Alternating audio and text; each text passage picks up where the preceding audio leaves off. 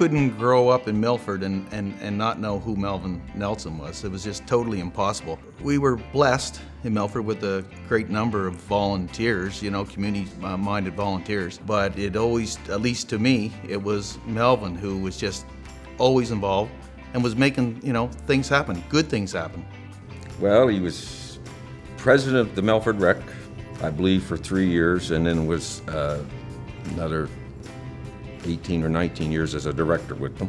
President of East Hants Minor Hockey for 2 or 3 years. He was, at that time, he was also their rep for the All-Star teams from the city leagues. Referee in chief, I think, for 12 or 13 years out here, which he refereed all at the same time. And then after retirement, he was the president of the senior A team for 2 years and the junior A team for 7 years.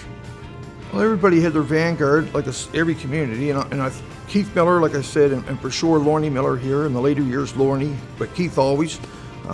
Ron Smith, Jack Garden, Melvin Nelson, Milford, Jerry Williams, like these guys spearheaded kids sports. They spearheaded it. It was just a very busy lifestyle, I guess, that way, and seemed to be a lot of sports involved. Whatever day I got into, it meant a lot to him, and he gave it all, whether it was just for the community of Milford or for East Hants. He was very proud of both. What he did with a group of people in Milford, the Milford Recreation Association it's volunteers. I mean, it was volunteers from day one. If you can imagine, Melvin and 3 other guys had to sign, a personal mortgage to finish that complex up there. And it's impressive. It's impressive that they did that. There was 4 of them that went out, and I believe they put their homes up as collateral, and that's how they got everything started. And because they had this dream, and they thought that it would work. And I think it was 1964 is my guess that they started with everything on this, and by the late 80s, everything had been built and paid off. To me, that came out of one really ingrained belief that community is important, and sport to communities, just as important. And they were off and running, and they haven't looked back. And wow, what that's meant to Milford. You can't put that in words. And they knew they were doing good. They were doing it for the kids back then, and of course the kids today too. Everyone benefits from it. It is such a nice facility up there with the ball field, the tennis courts, the pond still for hockey that's still there. It's not an exaggeration to say hundreds and hundreds of Milford kids, and it's decades now, if not generations, have benefited from their big vision. I mean, we literally grew up there. If you weren't playing ball, you were playing ball hockey on the tennis court or tennis, and then when the ice formed, you were playing in the pond hockey. We literally grew up there. And we have, Melvin to thank for that. It was funny. Dad wanted the pond, and a few other members, and God love them, they were all hard workers. For some reason, at that time, they just didn't think it would work out. They thought the ground was too soft, that whatever they brought in to dig would get stuck. Dad won the argument by, listen, if something gets stuck, I will pay to get it out of my own pocket. And that was how it was agreed upon to get done. Nothing got stuck. The pond is still there today.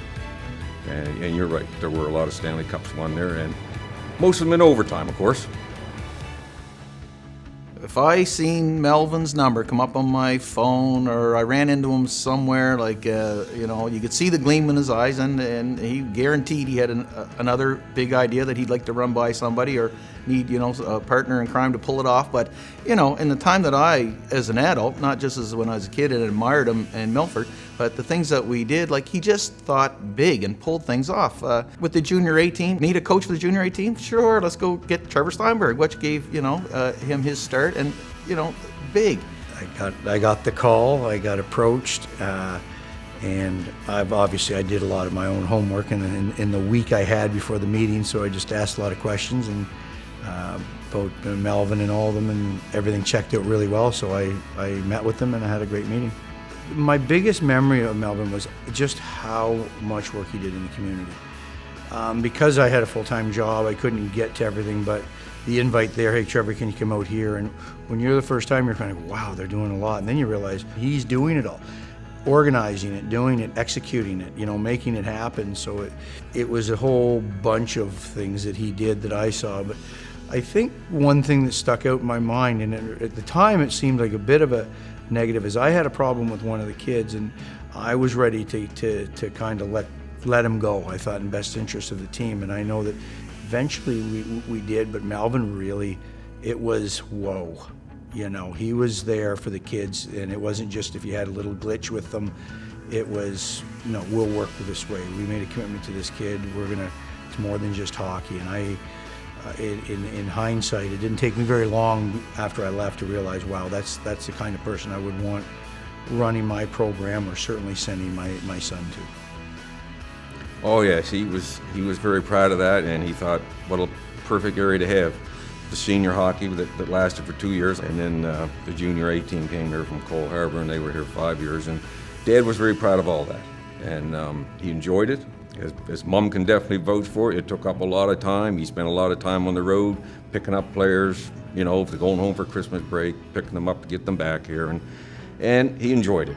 I really do remember Melvin at the draft, and you could, from president who wasn't really the hands-on with the hockey, man, he was excited about the draft, and we wanted to know about every kid and how we were going to use them and so forth like that. So you really got that feeling like it was a big family here, and that the hockey mattered, even though he was taking care of the other side of things, that the hockey mattered to him. And I know that from the playoff round too, that he liked the hockey. He was intense about it, and he wanted to win. Oh, Melvin Nelson, as a person, he's someone that you could easily model your life after and not go wrong. I mean, it's just too easy to look up to what he did, and to be around him, the enthusiasm, a fun guy to be around. He's got a big hearty laugh, and it's infectious, but you're laughing for a reason. They're just funny, and he took everything, in stride. Integrity, I would use that word for sure. If he shook your hand, or, he told you something verbally, that was it. Pioneer. He was really the first referee-in-chief out here. And I know he worked hard at referee-in-chief. He really worked hard.